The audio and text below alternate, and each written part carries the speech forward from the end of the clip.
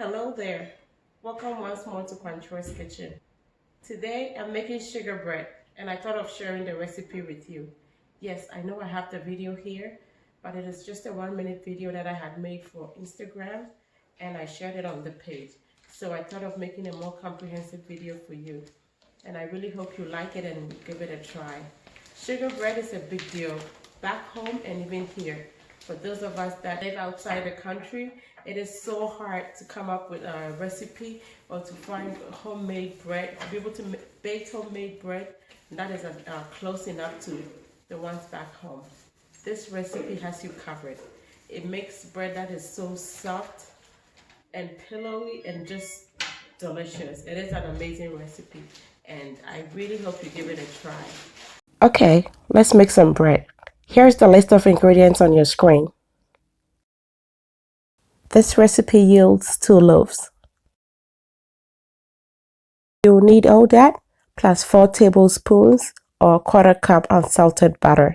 In a mixing pan, combine all your dry ingredients, including the yeast. Yes, we are doing something different today, but trust me, our bread is still going to be perfect.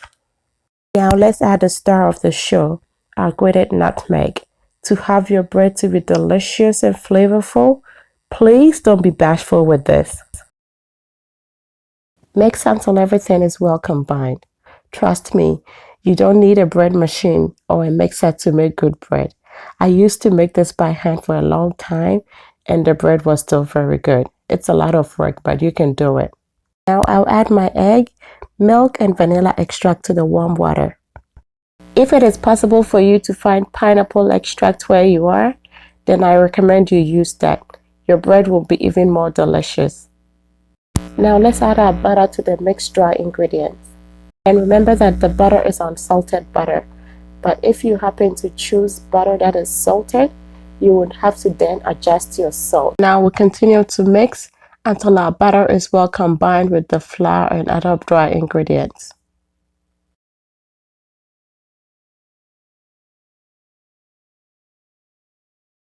At this point, I'll add in my wet ingredients. Thirst at this point is lukewarm. I started off with warm water and all the ingredients that I added to it were room temperature. So it is not cold, it is still lukewarm, which I need to activate the yeast. So I'll continue to gradually add my wet ingredients and let this be on low setting until everything is well combined. I'll add the very last of it and continue to mix.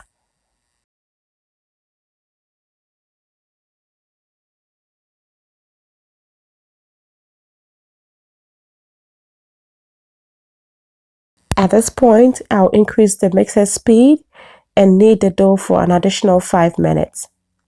If you're making your bread by hand, I would suggest you knead for about 10 minutes. Just look at how the texture is changing. Our dough is going to come out so perfect. And our bread, trust me, it is going to be good. And see how the dough is clinging to the dough hook? Yes, that is what you want to find. That means our dough is well made, it is perfect, and it is surely going to yield bread that is just so amazingly good. So it's been about 5 minutes. My dough is looking perfect, and I think it's time to move to the next step. Now see how the dough attaches to the hook even as I lift it. Yes, that is perfection right there.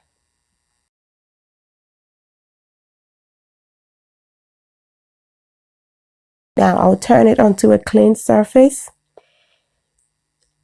and make a ball out of it.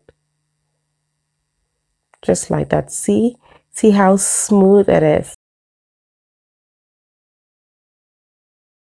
Now grease a pan with some butter and turn your dough into it. And you see I flipped it top side down first so it picks up some butter, and then I flipped it over. This is to prevent the dough from sticking to the side and the surface as it rises. Cover with a cling film and a wet kitchen towel. Set in a warm place until your dough rises and doubles in size. about an hour. Grease your loaf pan by smearing some butter onto it and then dusting some flour and shaking it like so. Or you could use some baking spray, which is what I normally use. Shake it and then just spray your pan with it. And this way your bread is not going to stick. It's been an hour now and our dough has risen just like we want it to.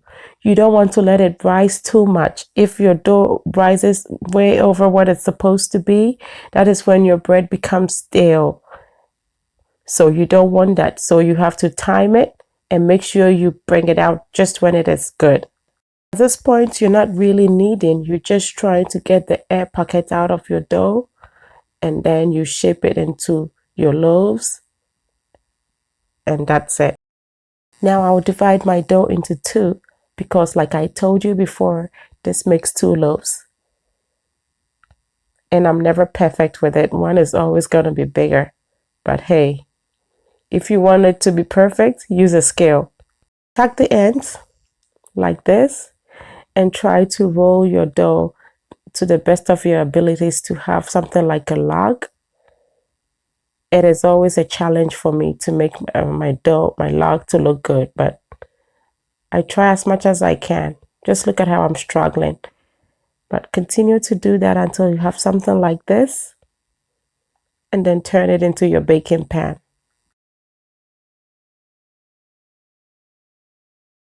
Now work on your second loaf. Tuck and roll, and then into your loaf pan it will go.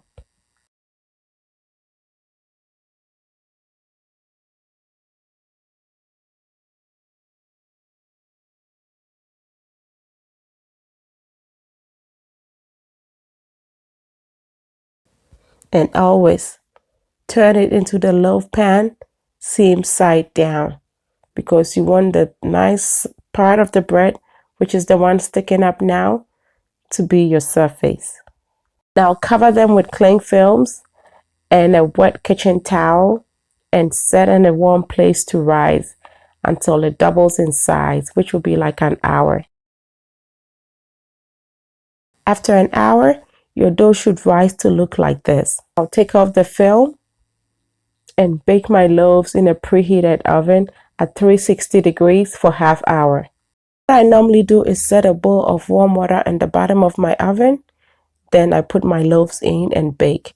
This ensures my bread is not dry. It's been 30 minutes. Our bread is perfectly baked and it's time to bring them out of the oven. Turn your loaves onto a cooling rack and let them cool off. Just look at how beautiful they look. And you should be here to smell it. It smells so good. That nutmeg. What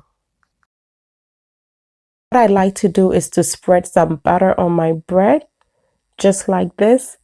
Not just because I want it to look even more beautiful, but the butter helps to make your bread soft. I mean, your crust will be soft and so good, just like how sugar bread should be.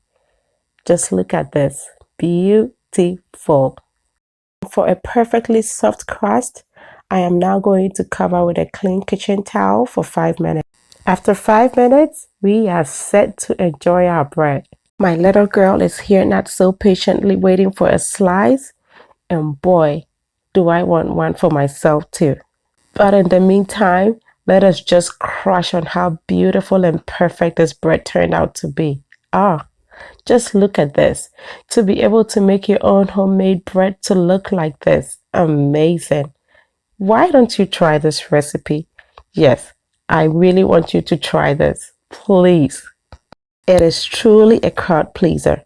Trust me. And quick enough, Madam picks her slice. And she approves. And now mommy can have a slice for herself too, with a little bit of butter. Amazing. Delicious. And until I come your way next time with something delicious, be loving, be kind, be happy.